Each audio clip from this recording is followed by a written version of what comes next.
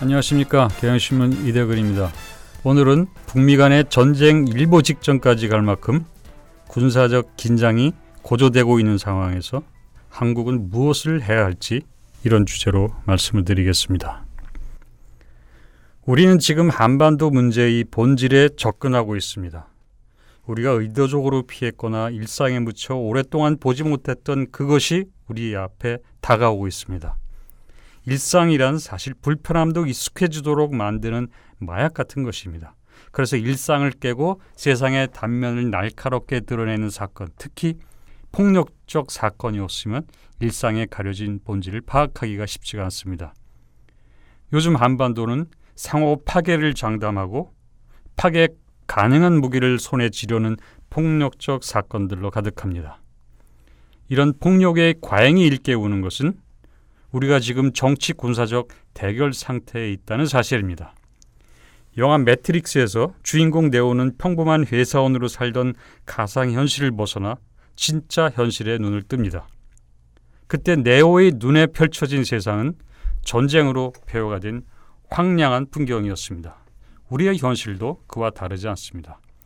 트럼프는 전략 폭격기 B-1B 2대를 북한의 코앞에 들이밀며 도발할 테면 해보라는 위험한 행동을 했습니다. 김정은이 좀 더 무모했다면 태평양의 수소폭탄을 터뜨릴 수도 있습니다.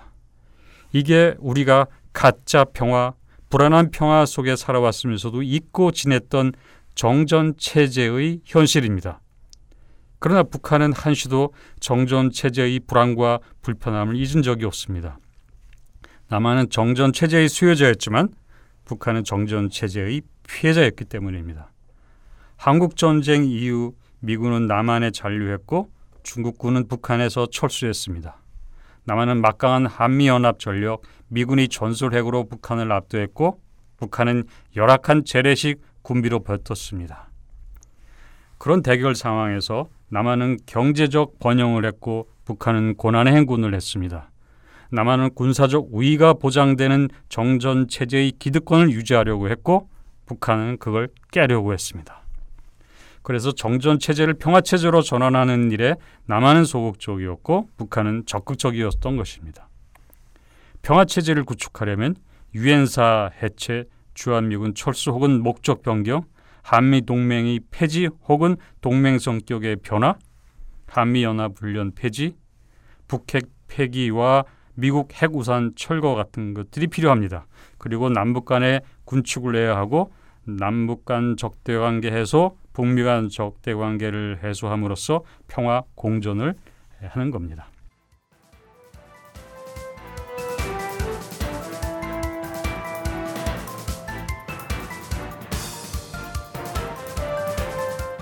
만일 북한이 붕괴된다고 믿거나 평화체제 전환의 이익이 정전체제 유지 비용보다 크지 않다고 판단하면 정전체제를 고수하면 됩니다. 그러나 북한은 선택의 여지가 없습니다. 그 때문에 군사력 불균형을 일거에 깰 수 있는 현상 변경을 준비했습니다. 역량을 다 갖추기 전까지는 남한 우위 체제에서 남북대화도 하고 다자회담도 하면서 시간을 벌었습니다. 1998년 북한의 대포동 미사일 발사, 2006년 첫 핵실험은 한반도 기정질서에 도전하겠다는 첫 신호이자 군사적 대결 상태의 위험성을 드러내는 경고 등과 같은 것이었습니다.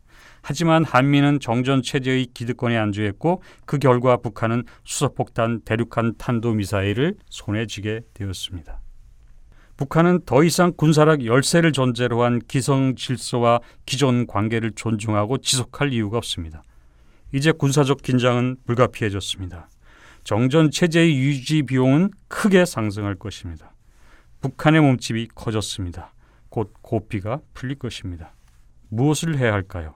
적대관계라는 정치 문제, 군사적 대결 상태의 극복이라는 군사 문제의 해결에 집중해야 합니다. 남북 협력을 전제로 한 한반도 신경제지도, 신북방정책, 동북아 플러스 책임 공동체와 같은 문재인 정부의 정책 구상은 물론 그 어떤 한반도 현안도 정치 군사 문제에 종속되고 수렴되지 않는 게 없습니다. 그렇다면 문 대통령은 사드 조기 배치를 결정할 때부터 이런 문제의 중대성에 합당한 집중력을 발휘했어야 합니다. 사드 조기 배치는 중국 대신 미국을 선택하는 결단을 내린 것입니다. 하지만 그 결단의 무게에 맞는 후속 조치가 없었습니다. 노무현 대통령이 부시의 이라크 파병 요청을 수락하고 대신 부시가 북핵 협상에 나서도록 했던 것처럼 문 대통령도 사드를 수용했으니 트럼프에게 북미 협상에 나서라고 설득했어야 했습니다. 그러나 문 대통령은 미사일 탄두 중량 해제, 핵 잠수함 도입과 같은 무기 쇼핑으로 그 카드를 다 소진했습니다. 그 때문에 트럼프는 무기 판매를 허락하는 아량 있는 인물이 된 반면 문재인 대통령은 트럼프의 신세를 진 처지로 전락을 했습니다. 문 대통령은 트럼프의 기분을 잘 맞춰주면 나중에 필요할 때 한국 입장을 따라주지 않을까 이렇게 기대를 하고 있는 것 같습니다. 트럼프가 이성적이고 공정한 사람이라면 그럴 수도 있겠지만 그렇지 않을 수도 있습니다. 모든 게 불확실한 트럼프를 믿고 나라의 안보를 맡길 수는 없는 일입니다. 그리고 트럼프의 신뢰를 얻으려 한반도 평화구상, 남북 간 신뢰 구축 등을 포기한 것을 포함해 너무 많은 것을 희생했습니다. 김정은이 트럼프의 정치 군사적으로 종속되어가는 문재인 대통령과 나중에라도 대화할 의욕이 생길지 의문입니다.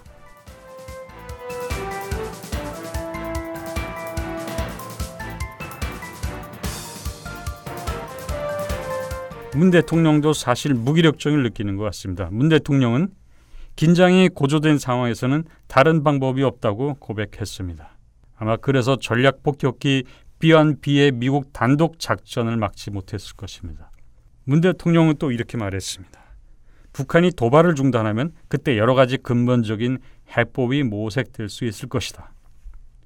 도발을 막기보다 북한 스스로 멈추기를 기다리고 있다는 뜻입니다. 대화의 계기는 두 가지가 있습니다. 하나는 북한이 핵미사일 개발 완성을 선언하고 핵국가로 인정받기 위해 대화하자고 나서는 경우입니다. 이건 핵 보유국으로 인정받고 대외관계도 개선함으로써 양손에 떡을 쥐겠다는 뜻입니다.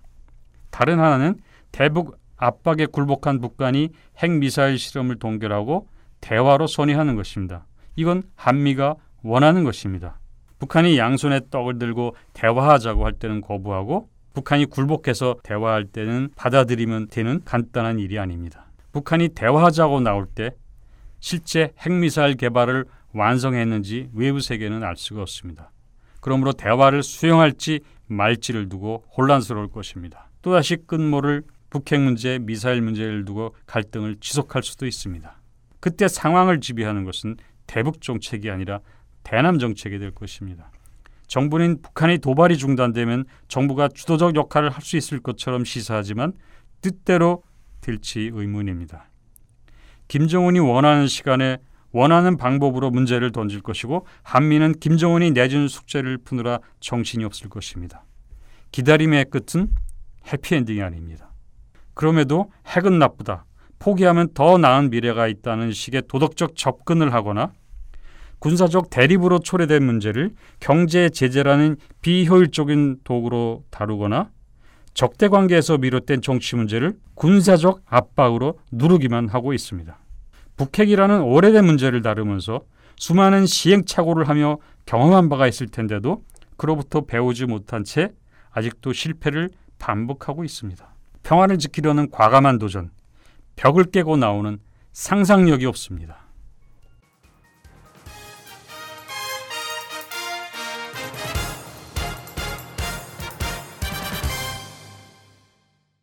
지금 한반도 평화를 만드는 문제는 전례 없이 도전적인 것입니다. 그건 거칠고 위험하고 냉정한 세계의 한가운데 뛰어드는 일이기 때문입니다. 한때 문 대통령이 그걸 할 수 있으리라는 기대가 있었습니다.